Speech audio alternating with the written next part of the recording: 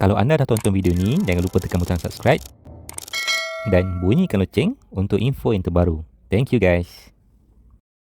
Okay, Assalamualaikum dan selamat sejahtera semua. Pada video kali ini saya nak kongsi kepada anda satu minuman yang kita boleh amalkan untuk kita melegakan rasa batuk dan sakit tekak. Terutama ketika COVID ini. Macam saya pernah terkena COVID. Jadi ini antara minuman yang saya minum untuk melegakan rasa sakit tekak yang agak kuat tu.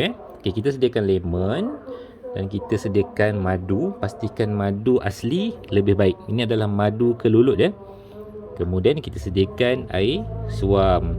Dan ini adalah pemerah lemon untuk kita perah lemon dengan lebih mudah lagi. Jadi sekarang kita akan perah lemon ni.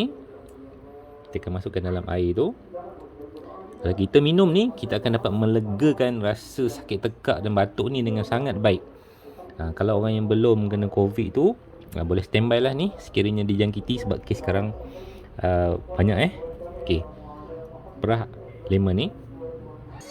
Okey, kita dah perah lemon kita tadi kita gunakan alat ni. Saya recommend anda gunakan alat ni supaya senang kita nak perah Okey, sekarang kita nak masukkan madu.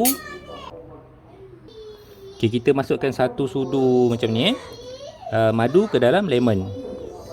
Kemudian kita kacau madu dan juga lemon tadi. Kalau ada bunga cengkeh pun boleh masukkan dalam campuran madu dan juga lemon ni. Itu lebih baik untuk melegakan pernafasan.